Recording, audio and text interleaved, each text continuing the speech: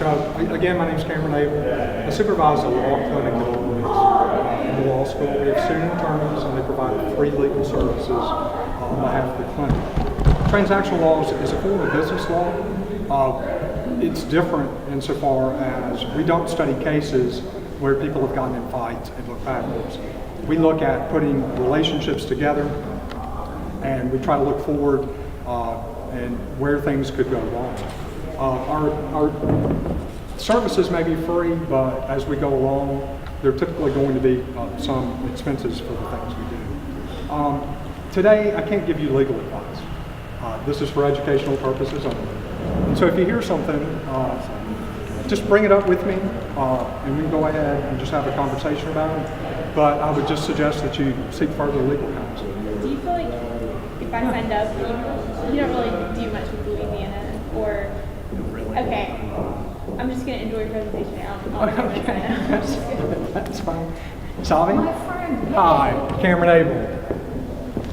How are you? Good to see you. Likewise. Indeed. Come have a seat. I love this format because we can have more of a conversation with everyone. We'll talk a little bit about taxes, but you need to get an account.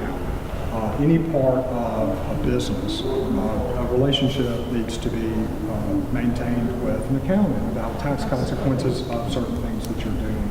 And so as a part of the clinic, we're helping put together business structures for low-income farmers to help with liability issues. And one of the first things we tell them is you need to get an accountant. Because even though we can help them come up with the contracts and things that they need, there are going to be certain tax consequences related to that business structure. And I'll give you a couple of examples. One might be that you have an owner who is not putting in any money, who is only putting in what we call sweat equity. Right? They're going to work for the company for their ownership interest. That can have a tax implication if the other owners have put in money. And I found that out the hard way with a little company I had a few years ago. One of the members, who is an owner of that LLC, was about to suffer some tax consequences because they hadn't put in any money, but we had given them an ownership interest, a percentage of the company, for them to work for. And so it came tax time, and the accountant came back and said, you're going to have to pay this much taxes based on the value of the ownership interest. So that may have changed, and that's the thing, is lawyers don't keep up with that, but CPAs do. Accountants are constantly updating what's changing in the tax code. And so having an accountant is a very important part of maintaining a business and keeping them abreast of what's going on and things like that. Yeah, and I couldn't agree with you more, because if you have a tighter accountancy practice that will enable you to qualify for assistance, farm services agency, you got to really have your taxes together before you can qualify for loan programs. Or even when disasters occur, if you have your paperwork together, then you can better demonstrate, your losses. And I think even speaking with an accountant might inform what kind of business structure you might need, and then you could go back to your lawyer. Because sometimes it might be a limited liability corporation. It might be that you might need a nonprofit to drive an education piece, but within that a spin-off or a for-profit. So there are many, and there are myriads of different structures, business structures that you can pursue that might work best for your needs. But you really do need a relationship with an accountant. It is true that there are not that many farm accountants, and we were hoping that we could get a special project initiative moving nationally, and that might be the case, but we'll see what will happen. And so, This administration. and that's a perfect segue into kind of one of the first topics is a liability. And so the first thing about liability is insurance. And every farmer needs as much insurance as they can afford to get. And so seeing an insurance agent, because those policies are going to, if something bad happens, they're going to provide two main things. One is a defense for you. They'll pay the attorneys to defend you. And then it should also provide some money as far as some type of settlement or judgment based on liability. And so liability, of course, is the idea that you are going to be charged with legal responsibility for some type of damage that is taking place, right? And so I've done plaintiff's work, I do defense work on both sides, and that's kind of how we're trained as attorneys, to be able to take either side, right? And so one of the things they're going to look to do, once they get a judgment, is to satisfy it.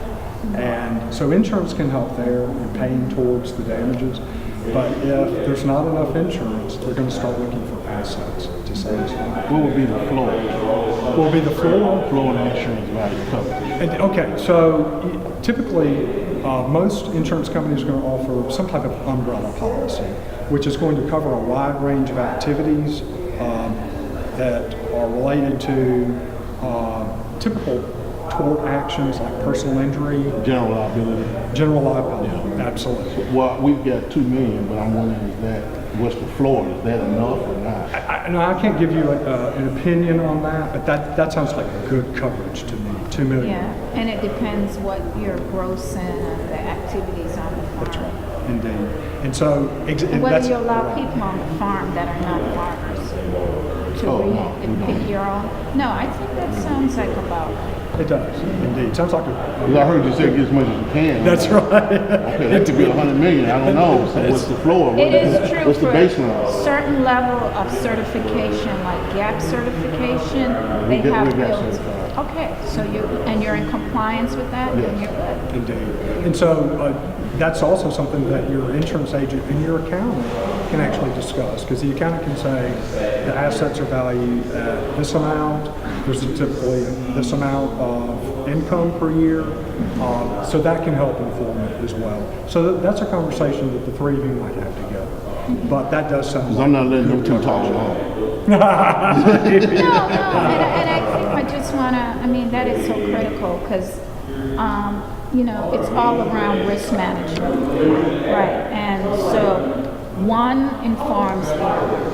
So it's critically important that, you have the coverage, but then you need to be able to figure out how much is needed, and then you have to figure out what is the crop insurance piece, so that if there's a disaster, Talking about the FFA crop insurance? that Really? you're able to do it. Would they And give you what like the 5 cents on the federal dollar or something? provision is beyond that. We don't even want Notice to talk I about was like that. being very deliberately slow in that roll up. But yeah, but at least if you have it, you would qualify for disaster assistance. So even if you just have the minimal, then it gets you in the door. The crop insurance for vegetables, I'm a vegetable farmer. Okay. Crop insurance for vegetables is different thing. So Oh, there's yes, a very corn. good.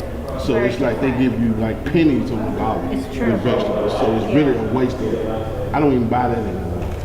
It could be important if there's a disaster. We had a Yeah, disaster, we had a drought.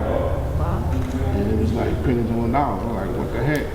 Yeah. Get this. Did you get flooding in the spring too? No, we had, We had flooding. you had Yeah. flooding? Louisiana. Oh, Oh, the spring was like. Oh, yeah. it was Baton very Rouge. wet. Well, Yeah. North Louisiana too was disastrous. You had crop insurance? On a small scale, we just have we just farm for us, So you didn't- so we're not like But that. if you had it, you wouldn't have made it. I don't know much about any of this, so this may be like a very basic question, but what size farm do you start buying insurance? I mean, Well, you have to keep in mind that it's the acts that you are doing, Okay. the scope of what you're Okay. doing. So you have to keep in mind that if you sell some produce, it makes people very sick. right? Okay, you can be helpful. Okay, If you're taking produce to market in a vehicle, you have a lot. It can be helpful. okay, So it's kind of a balance, trying to figure out among the group of professionals who counsel what's best for you. okay, And so it's going to be different case by case. okay. And so, but to add a layer of protection to that, you can create a company that's separate and apart from you as an individual. And that's the problem. If a plaintiff's attorney gets a judgment against you and they exhaust the insurance and there's still money left, they're going to start looking to the assets of, they'll look to the business first, and they have to exhaust the business assets first. Then they're going to try to punch through the wall. We call it that, piercing the veil on the wall, to get to you personally.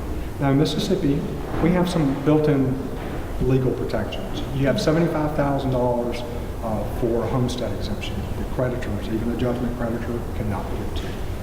You have $10,000 personal property exemption. That's not much because that's going to include your cash, any equity you have in your vehicles, and all your stuff. You said it was like $10,000? Yes. 75,000 towards your home. $75,000 in value in the equity of your home is So if you protected. got 100,000, you can get 25. Potentially, which means they potentially can either force you to borrow against it to get that 25 in exchange for not forcing you to sell it to get to that 25. But typically, let me tell you what typically happens is they don't, those plaintiff's attorneys oftentimes don't go out and seize the home. I've seen it one time, just once. I got a question though. You said they could force you to sell it. Can't they just simply put lien? Well, that's where I was headed. Is This most is a little often, different. most often, what they do is they enroll the judgment in the county where the person lives. They put a lien on it. Well, when they enroll the judgment at the circuit clerk's office, it attaches to any property within the county. Right. Right. And so, if you tried to sell it within 7 years, the person that goes to certify the title is going to see that on the judgment roll, and it will stop the sale. So they can't force you to sell it, but they can keep They it. can try to attach it. They can, and I've seen it happen one time, years ago, and it had more to do with a bankruptcy and creditors in the bankruptcy. And so, but more practically, they enroll the judgment. So at some point within 7 years, they can, at the end of the 7 years, if they remember, Renew it. they can renew it. Renew it. But what if you get, like our farm is an S corp? Okay, so let's just say hypothetically we had an issue and we get sued. Yes. All right, now, can they pierce through that wall beyond the S corp? Okay, so here's what they're going to be looking for, whether it's an LLC or corporation. They're going to be looking for money moving back and forth between the business and the owners, back and forth, and Which trading, commingling the assets is what we call that. They're going to be looking for certain aspects that indicate it's just a sham, like that. Not keeping enough capital in the accounts to pay debts are some of the main things that they're looking for to pierce. And so there's kind of a list of things that they can do to try to show that it's just an alter ego That's right, of you. of you. You're using a corporate structure. That's right. And I hope I'm not taking you too far off your script. No. Falls right in line. And Falls that's right kind of really why you need an accountant. Oh, yeah, I get Is what to you're saying. really look at the cash flow, where it's going between the company and the individuals.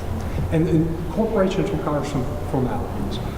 Some type of incorporation document was articles of incorporation. Is typically what it's called. Sometimes it's called charter. But that was drafted and filled out, and some bylaws were adopted as well. If what was found within those documents is not being followed, they'll use that to try to pierce things. And see, it's just a shame. That's right. It's They, a sham. they weren't following any of these formalities that they set out in these documents. And so we should be allowed to pierce through this to get to the shareholders, is what they will try to do. And so I'm just trying to, the thing about being a lawyer is we often have to look at the doom and gloom aspects of this could happen, this could happen. Range. The range, absolutely. And so when it comes down to it, practically, most attorneys don't try to go out and seize some type of property. They just enroll it on the judgment roll, and that's kind of a protection for them. But there are ways to force the sale of some property. It's all going to depend on the context, the nature of the tort. And so bankruptcy adds a special Context to it as well. But typically,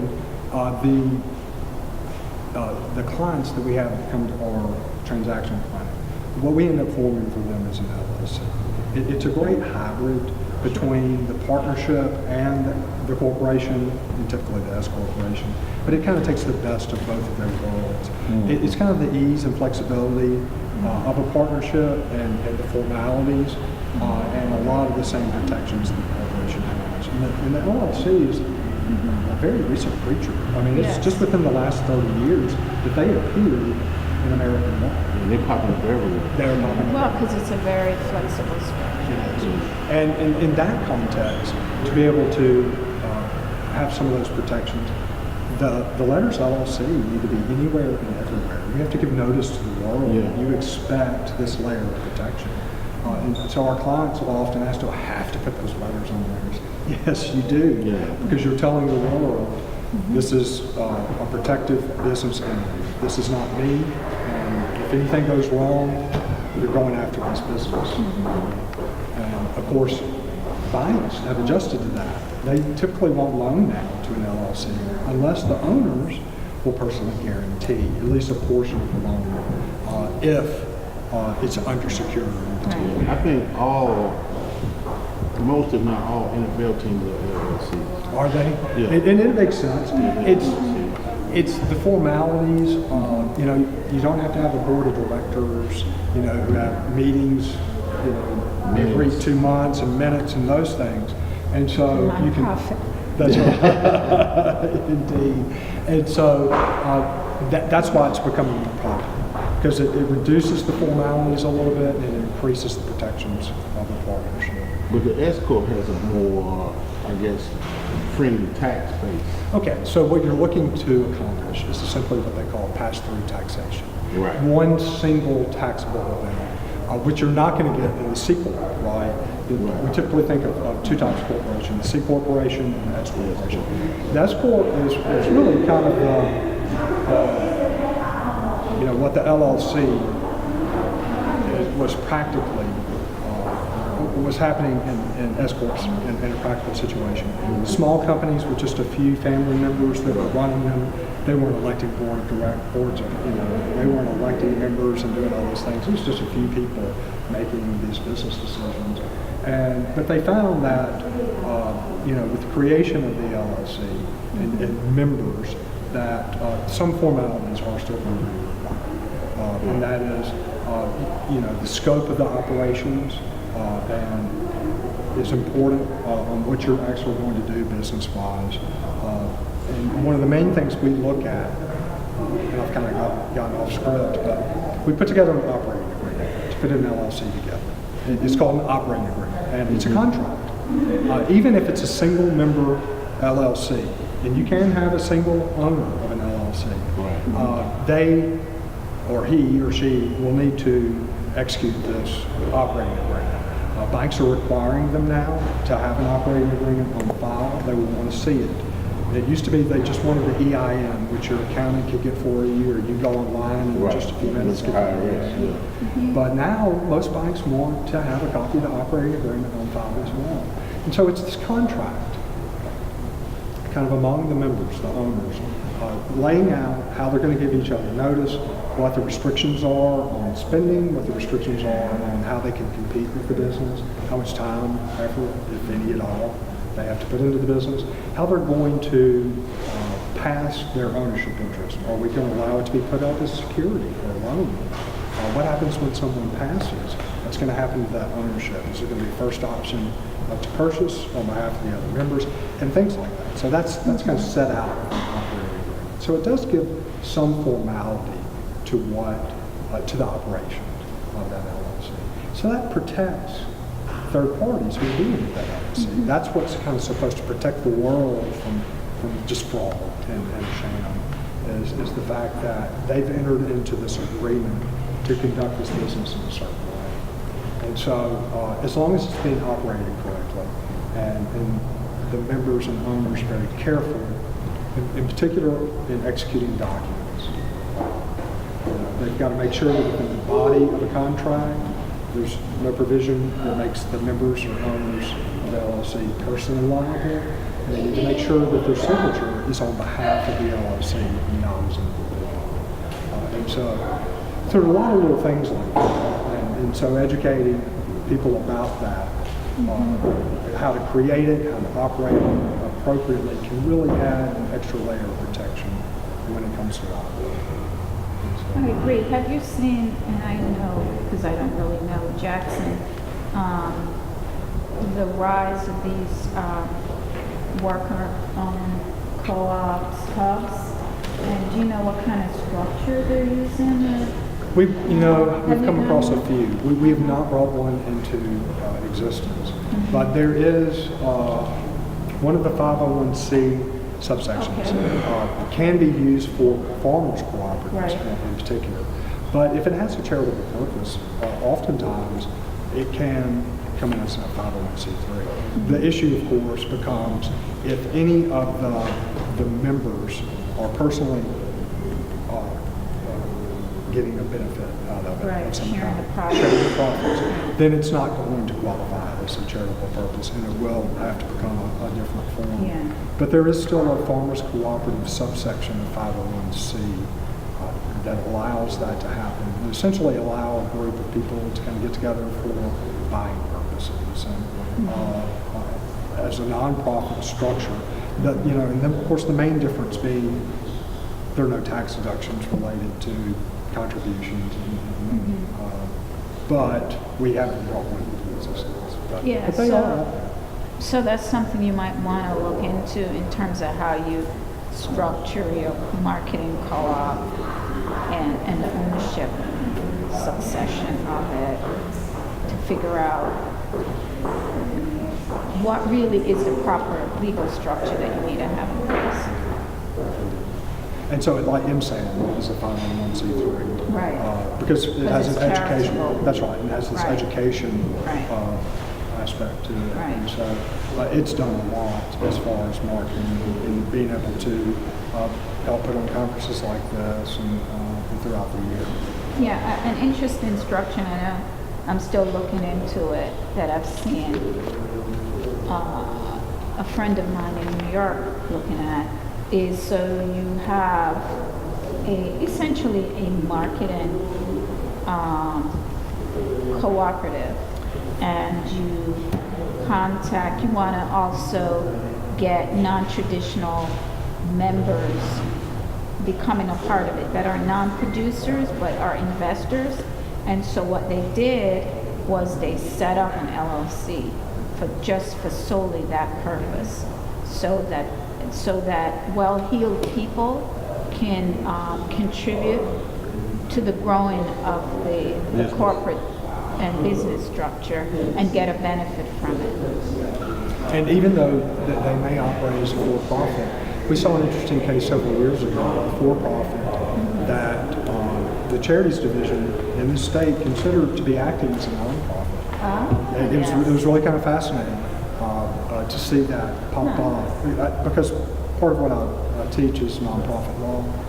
That when that happened, I mean, it was something that we had never come across before, and it just in a legal geek way, we found it very fascinating that this for-profit business that the charities division was going after is they were accepting donations. Right.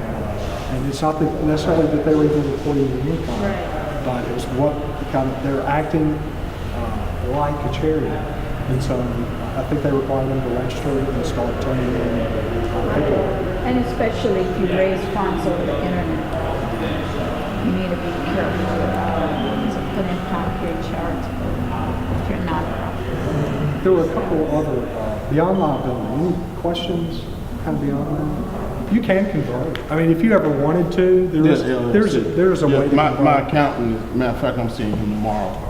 We kicking it around a little bit. I went she's S gonna- corp because of the favorable tax rate, 15%. The way it came about, I said, I want the mid-rounding tax. I said, okay, you got to go S corp. I said, okay, that's fine. As long as I get the mid-rounding The tax. capital gains. That's all. Yeah, that's kind of what you want to Yeah, shelter. that's why we went that route. But we're beginning to branch out. We're starting a It trucking might not be company. the most nimble structure for it. That's hard. Well, yeah, But your accountant can Yeah. definitely give you guidance. The, I did want to, we never, as the clinic presented about Mississippi Department of Revenue, we've always touched on a few issues with them as far as sales tax is concerned. Do y'all have any questions about how it works? I'll give credit to our Secretary of State or Department of Revenue. They do a great job in putting forth educational materials on their websites and making them easy to read, easy to research about any issue you might have. And so, depending on who the sale is to, Right. where the sale is taking place, can impact whether or not you have to collect taxes.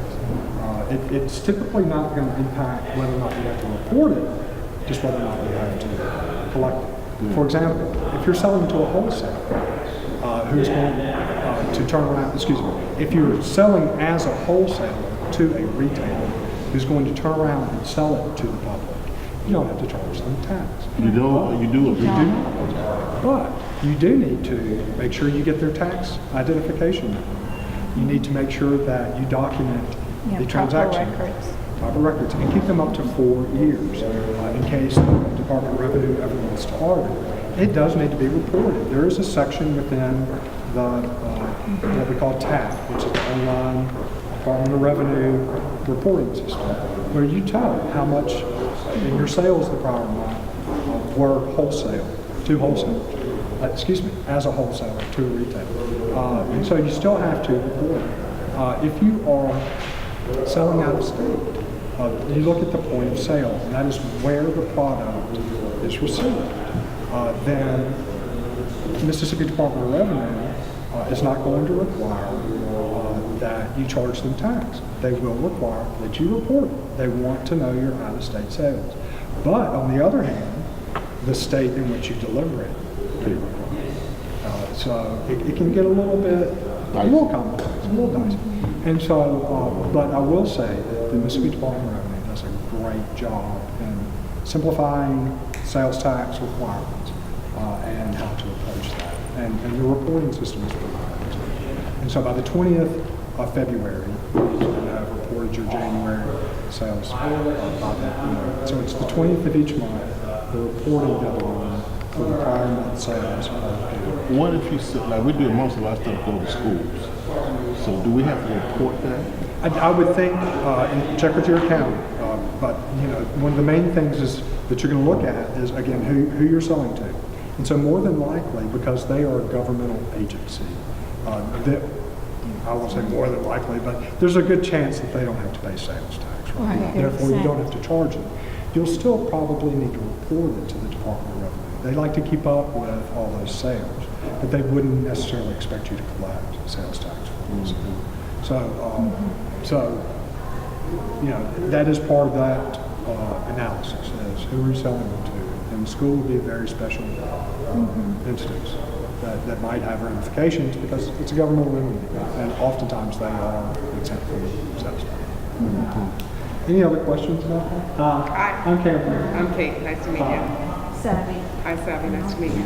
Indeed. So the third thing that I was going to hit on, and I know this segues into Zavi's work that she does in particular, and a lot of the issues that she sees, is what we call in airship property. And that is going to be real estate that is passed. Did y'all hear what he said? It's a nightmare. It's a freaking nightmare. It is an I'm telling you absolute that right now. Yeah. And it can be very difficult to untangle. And the more years pass, the worse it gets. Correct, because the more people The more pass. people And the more of pass, the and more other interest people coming. for the airship or That's right. legatees. And whoever's been taking care of it and paying the taxes gets more and more inflamed because they've taken responsibility for it, right? You've been in my family. You got a Let me microphone. tell you, something. over and over again, we hear Yeah, this it issue. really is Un- universally the same. It is. And everybody's looking Even at if me you were to up straighten in it out. Montana, So, it's the same. indeed, it is from state to state. Now, that's an interesting point because every state's going to treat it differently because every state's estate laws. Please talk about it. Okay. You're gonna have to educate me. Okay, so here's what I don't know what that happens. is. So here's what happens is a person passes They own real estate, and they don't go into court to either probate a will or administer an estate. Okay. The people in the family just kind of take it over, just kind of keep running, keep paying the taxes, and years go by, generations go by. More people die that have More people legal die. interest in it. Exactly. The children, grandchildren. So, say grandfather passed, and nobody ever went and probated his will or administered his estate. They just kept taking care of the property, farming it, paying taxes on it. Well, it turns out grandma and grandpa had 4 kids. So those 4 kids ended up having 18 kids. And then those 18 had, so all these people have potential ownership interest Yeah, in equal that. ownership. That's Oh my right, gosh, as tenants in If you don't common. have a will. Equal. That's right. But even a will can cause problems the longer time passes. Right. For a couple, that's right. And you don't probate it, because enough problems can arise when the will's probated, it's challenged for any number of reasons, there's competency, duress, all What does these the word things. probate mean? Okay, so probate means we're going to put the will before the court. We're going to bring in everyone Okay. who might be a beneficiary, not just Kind of like to the will. ratify. That's it. Okay. And it's going to give everyone the opportunity to look at it and in the context that it was executed to challenge. That duress was being put on the testator, which is the person writing the will. Duress, they were under extreme stress to do so. Or they were mentally incompetent to do it. Those are going to be your 2 main ones that are challenges. Forgeries, there are other issues that come up. But to probate the will is to put it before the court, to call everybody in and give them the chance to challenge it. And then the court makes a decision whether or not it should be followed, and if it's going to be followed, how it's going to be used. You got to remember, creditors have rights too. People that they owe money Sure. or liabilities. Right. And so this doesn't happen. This process doesn't take place. It can be a little expensive. It's time consuming. You have to bring a lot of people You in. talking about to untangle it or just to Yeah. probate? Both of them. The probate can be expensive enough.